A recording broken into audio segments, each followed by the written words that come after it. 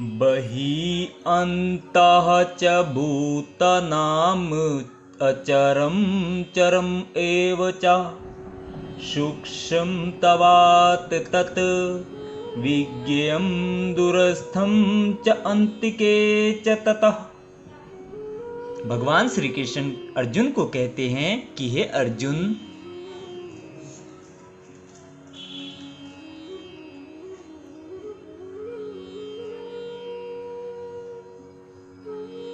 परम सत्य जड़ तथा जंगम समस्त जीवों के बाहर तथा भीतर स्थित है।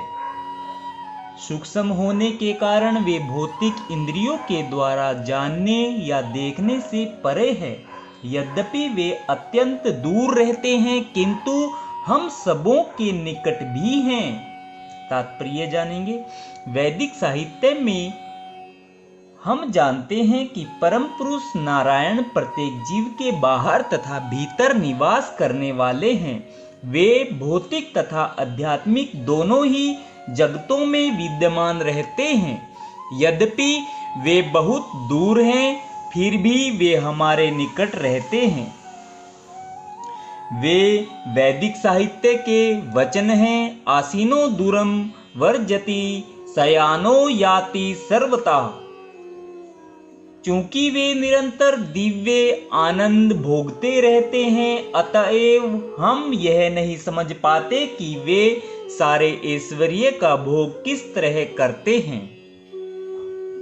हम इन भौतिक इंद्रियों से न तो उन्हें देख पाते हैं न समझ पाते हैं। अतएव वैदिक भाषा में कहा गया है कि उन्हें समझने में हमारा भौतिक मन तथा इंद्रिया असमर्थ है।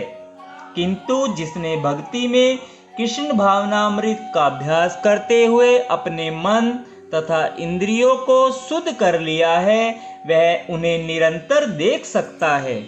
ब्रह्म संहिता में इसकी पुष्टि हुई है कि परमेश्वर के लिए जिस भक्त में प्रेम उपज चुका है वह निरंतर उनका दर्शन कर सकता है। और भगवत गीता में इसकी पुष्टि हुई है कि उन्हें केवल भक्ति द्वारा देखा तथा समझा जा सकता है। भक्तया तव अनन्यः शक्यः। 17वां श्लोक। अविभक्तं च भूतेषु विभक्तं एव च स्थितं भूतभृतः च ततज्ञेयं ग्रसिष्णु प्रभविष्णु च। भगवान श्री कृष्ण अर्जुन को कहते हैं कि हे अर्जुन, यद्यपि परमात्मा समस्त जीवों के मध्य विभाजित प्रतीत होता है, लेकिन वह कभी भी विभाजित नहीं है। वह एक रूप में स्थित है। यद्यपि वह प्रत्येक जीव का पालन करता है, लेकिन यह समझना चाहिए कि वह सबों का संहार करता है और सबों को जन्म देता है। तात्पर्य जानेंगे। भगवान सबों के हृदय में परमात्मा रूप में स्थित है। तो क्या इसका अर्थ यह हुआ कि वे बटे हुए हैं? नहीं, वास्तव में वे एक हैं। यहाँ पर सूर्य का उदाहरण दिया जाता है। सूर्य मध्याह्न समय अपने स्थान पर रहता है, लेकिन यदि कोई चारों ओर 5000 मील की दूरी पर घूमे और पूछे कि सूर्य कहाँ है, तो सभी लोग यही कहेंगे कि वह उसके सिर पर चमक रहा है। वैदिक साहित्य में यह उदाहरण यह दिखाने के लिए दिया गया है कि यद्यपि भगवान अविभाजित है, लेकिन इस प्रकार स्थित है मानो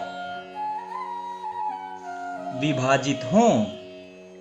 यही नहीं, वैदिक साहित्य में भी यह कहा गया है कि अपनी सर्वशक्तिमत्ता के द्वारा एक विष्णु सर्वथा विद्यमान है। जिस तरह अनेक पुरुषों को एक ही सूर्य की प्रतीति अनेक स्थानों में होती है। यद्यपि परमेश्वर प्रत्येक जीव के पालन करता है, किंतु प्रलय के समय सबों का भक्षण कर जाते हैं। इसकी पुष्टि 11वें अध्याय में हो चुकी है, जहां भगवान कहते हैं कि वे कुरुक्षेत्र में एकत्र सारे योद्धाओं का भक्षण करने के लिए आए हैं। उन्होंने यह भी कहा है कि वे काल के रूप में सबका भक्षण करते हैं। वे सबके प्रलयकारी और संहार करता है। जब सृष्टि की जाती है तो वे सबों को मूल स्थिति से विकसित करते हैं और प्रलय के समय उन सबको निगल जाते हैं। वैदिक स्तोत्र पुष्टि करते हैं कि समस्त जीवों के मूल तथा सबके आश्रय स्थल है। सृष्टि के बाद सारी वस्तुएं उनकी सर्वशक्तिमत्ता पर टिकी रहती है और प्रलय के बाद सारी वस्तुएं पुनः उन्हीं में विश्राम पाने के लिए लौट आती है। ये सब वैदिक स्तोत्रों की पुष्टि करने वाले हैं। यतो वा इमानि भूतानि जायन्ते येन जातानि जीवन्ति यत् प्रियन्त विसन्ति तद ब्रह्मा तद विजिज्ञासत्व। राधे राधे। जय श्री कृष्णा भक्तजनों। आज हमने श्रीमद् भगवत गीता के 16वें और 17वें श्लोक का आनंद लिया है। कल हम 18वें और 19वें श्लोक का आनंद लेंगे। राधे राधे। जय श्री कृष्णा भक्तजनों। जय श्री कृष्णा।